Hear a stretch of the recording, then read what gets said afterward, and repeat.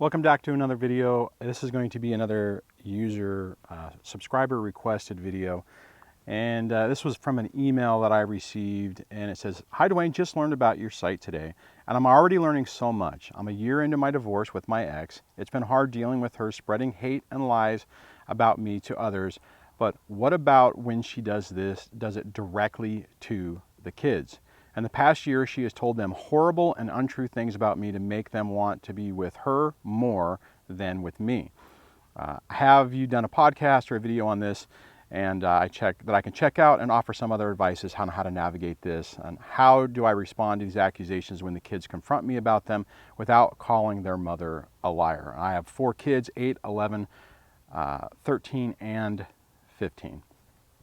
Okay, so first thing you have to do is you have to document everything. Every time they bring it up, make sure you write it down. You may not end up using it, but you want to have the information to potentially go back to court, because what she is doing is absolutely wrong, and it could potentially blow up in her face. I mean, if you wanted to make an argument that she's doing parental alienation, or at least trying to, then you have more information to go on. And then it also probably, I would assume that it's your younger children that are actually telling you. You're probably your 13-year-old and your 15-year-old. They might be just not talking about it because they don't want to get involved. Okay, now that doesn't necessarily help with how to deal with it directly. So that's what the next part of this conversation is going to be about. Your best course of action right off the bat, before they even say anything, is make sure your actions and words back each other up. Make sure that you're supportive of your kids. Make sure your children know that that you love them, because the reality of what you're doing is going to far outweigh a lot of these accusations. One benefit you have is when your kids are telling you what the ex is saying, so you know what game they're playing, then you could address those specific issues. So if, let's say for instance, there's a criticism that you get really angry and you have anger management issues, let's just say that. And let's say you can be introspective and you can go, yeah, I do have that. If your ex, which is typically what they'll do, they will hone in on your weaknesses to amplify them, to try to use that to demonstrate or to validate their issues. You focus on those things to make damn sure that you're not doing them, or if you do something, you are able to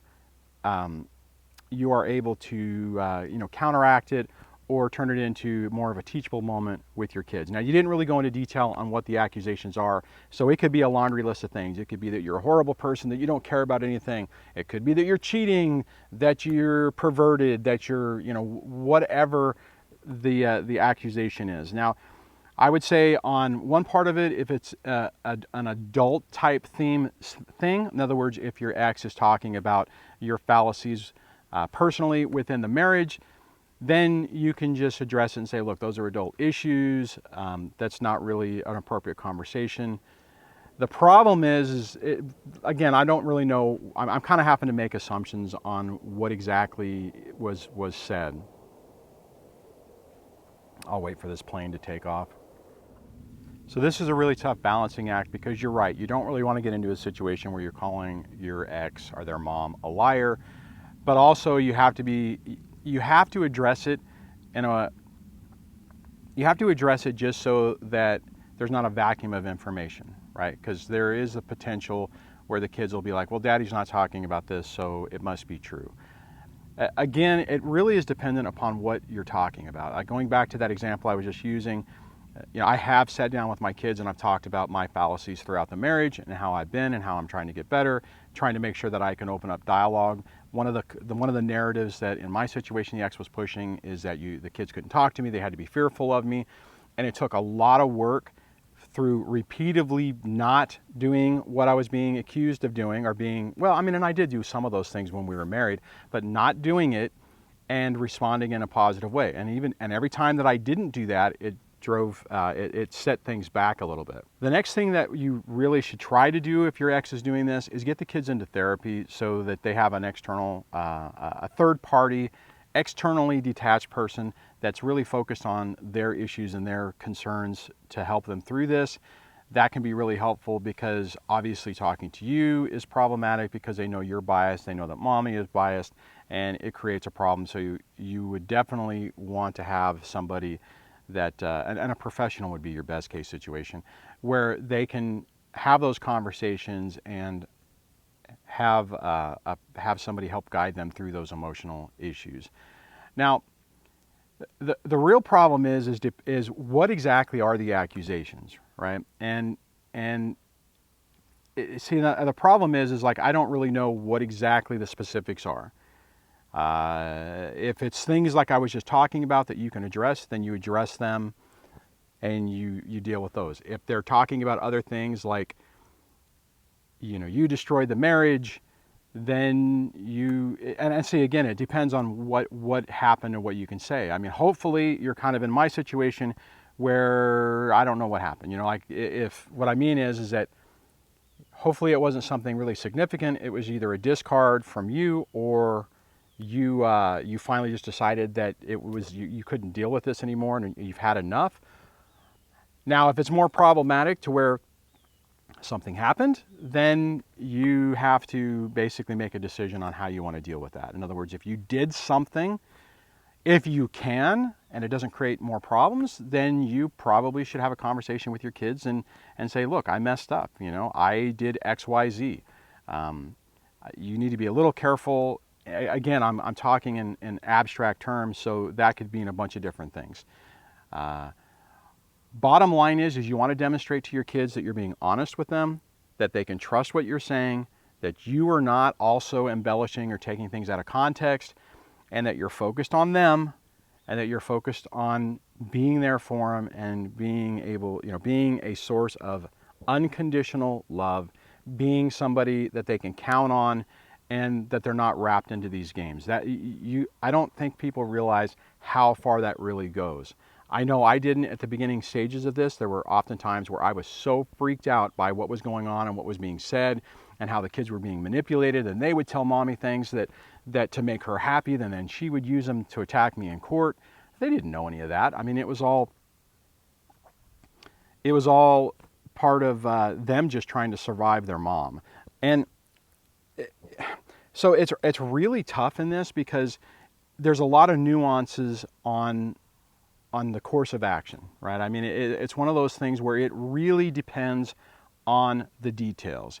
If at all possible, unless your children are believing it, I would ignore a lot of it and just say, if they're saying, whatever, if the kids come up to you and say, Daddy, Mommy says that you're a horrible person and you only care about yourself, and you could sit there and say, well, honey, sometimes people get really angry. You know how you get really angry at your friends sometimes? You know how you've really wanted to lash out at them?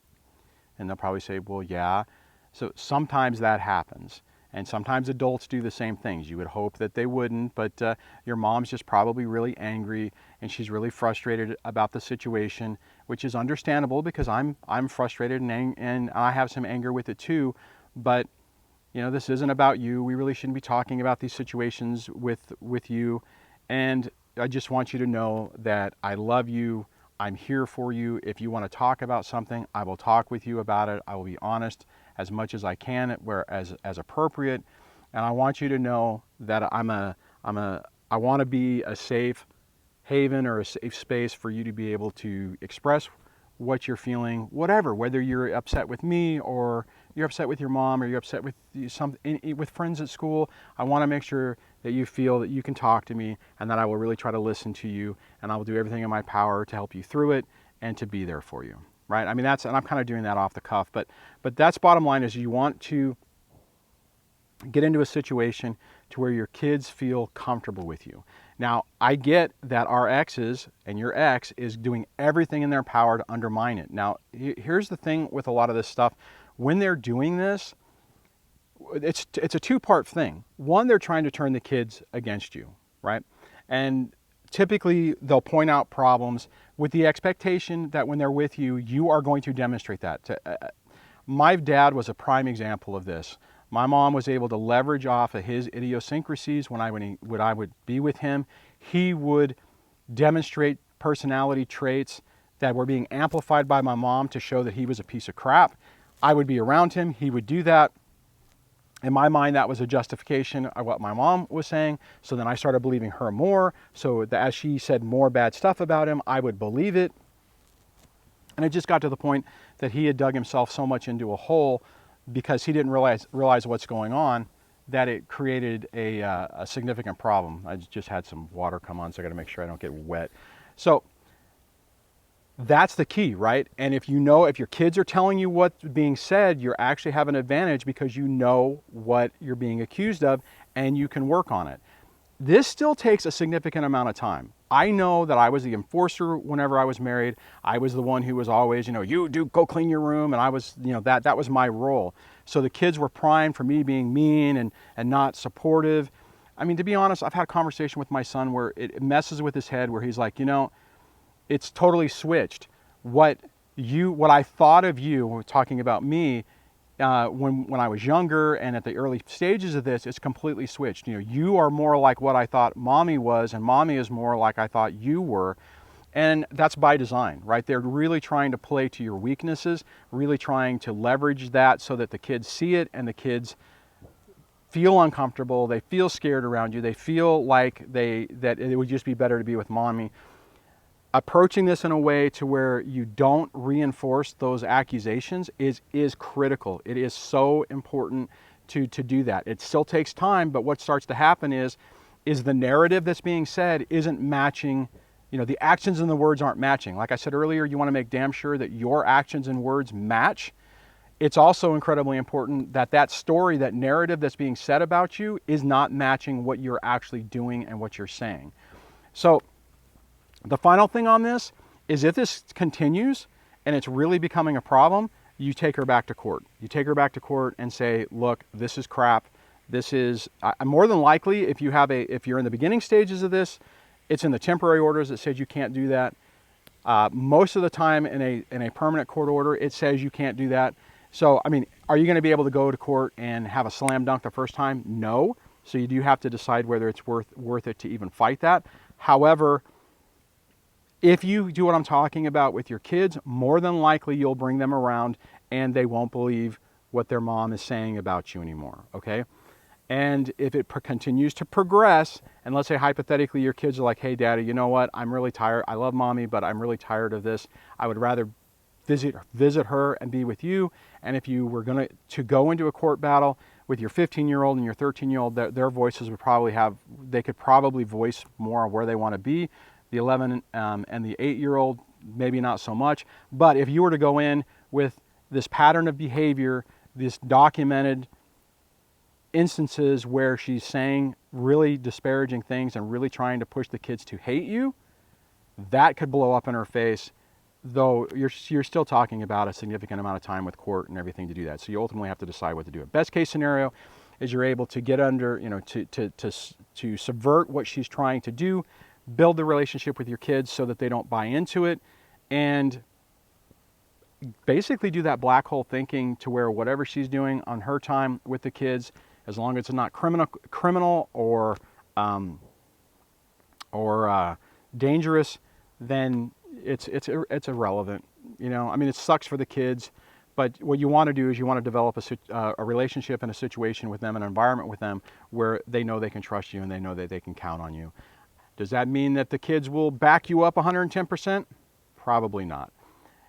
Keep in mind, in this type of situation, all of your kids are going to be put into a situation where they're going to be trying to appease mom and making sure that she's happy, which means there's a good chance that the kids will throw you under the bus any chance that they can.